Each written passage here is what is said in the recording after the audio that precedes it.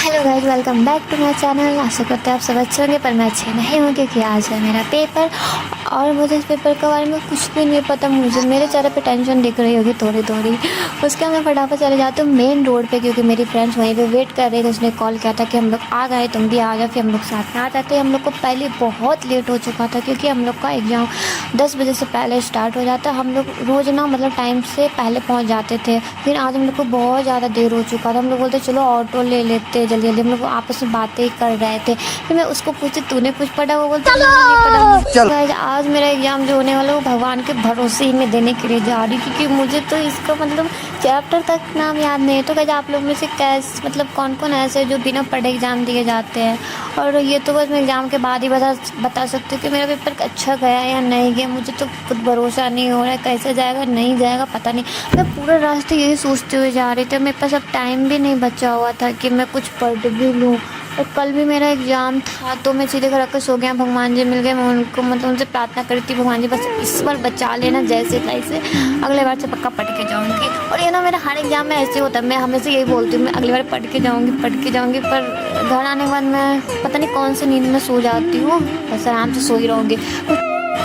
मैंने कर दिया था इसका तारीफ, इसलिए बहुत खुश हो गई थी। फिर हम लोग आ गए थे डाला के मतलब हम लोग को डाला पार करके मेरा था सेंटर। फिर यहाँ पे देखते भाई आगे से हट ही नहीं देखते हम लोग को ऊपर से इतना टाइम क्योंकि हम लोग का लेट ना हो जाए। फिर भी मेरा ना दांत किसना बंद नहीं होता। मैं हमेशा दांत फाड़ के हंसती ही रहती हूँ, चाहे एग्जाम कैसा भी क्यों ना दे। तो रिजल्ट के बाद ही पता चलता है। उसका यहाँ देखते कोई है ही नहीं, मतलब कहीं स्टार्ट तो नहीं होगा। हम लोग लेट हो गए।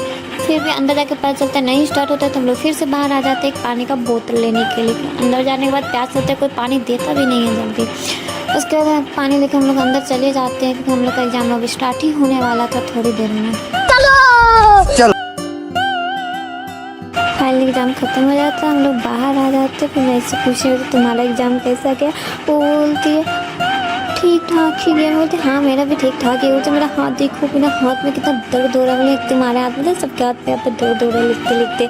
फिर हम लोग को लग जाता है भूख। हम लोग बोलते चलो उस पार ही जाके कुछ खाते हैं, उधर तो कुछ अभी मिलेगा नहीं और मार्केट कौन जाएगा, इतना धूप भी था।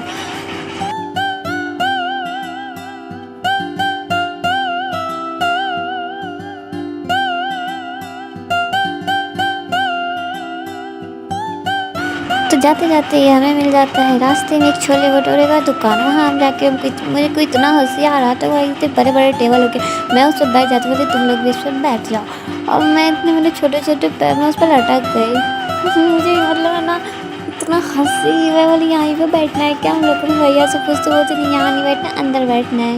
इसके बाद हम लोग चले जाते हैं अंदर। इसका मुँह देखो बेचारी को लगा भूख से परेशानी की क्यों परेशानी है तो ये उसकी मन की बात है, हम लोग को कैसे पता चलेगी। और मैं दोनों आपस में बातें करने लग जाते हैं। फाइनली खाना का वेट करते करते हम लोग का आ जाता है छोले भटूरे। उसके बाद हम लोग हफ्सियों की तरह खाने लगते जैसे कितने दिनों से खाए ना हो। जैसे सुबह से भूख लगा था एग्जाम देते देते भी हम लोग थक गए थे। मैं खा के बता रही थी हाँ अच्छा ही है, खा लो तुम लोग भी। वहाँ के खाने के बाद हम लोग निकल जाते हैं घर के लिए। और मैं और एक मेरी यही फ्रेंड बची हुई थी क्योंकि वो चली गई थी बैंक से, कुछ काम था। उसके बाद मैं भी अकेली ही रह जाती और मैं घर ही पहुँच गई थी कि रास्ते में इतना गर्मी लग रहा था, मतलब कभी बारिश कभी धूप कुछ। फिर यहाँ पे आके देखते एक फ्लावर में सोचे चलो इसको तोड़ लेते हैं। मैं उस फूल को तोड़ने में लग जाती हूँ और वो ना टूट के नीचे गिर गया था। फिर मैं उसको मतलब मेरे से निकल ही नहीं रहा था। मुझे छोड़ो नहीं आएगा, मेरे लिए तो कुछ है ही नहीं। तो आज का ब्लॉग यहीं तक, टाटा बाय बाय। सब अपना ख्याल रखना, बाय बाय।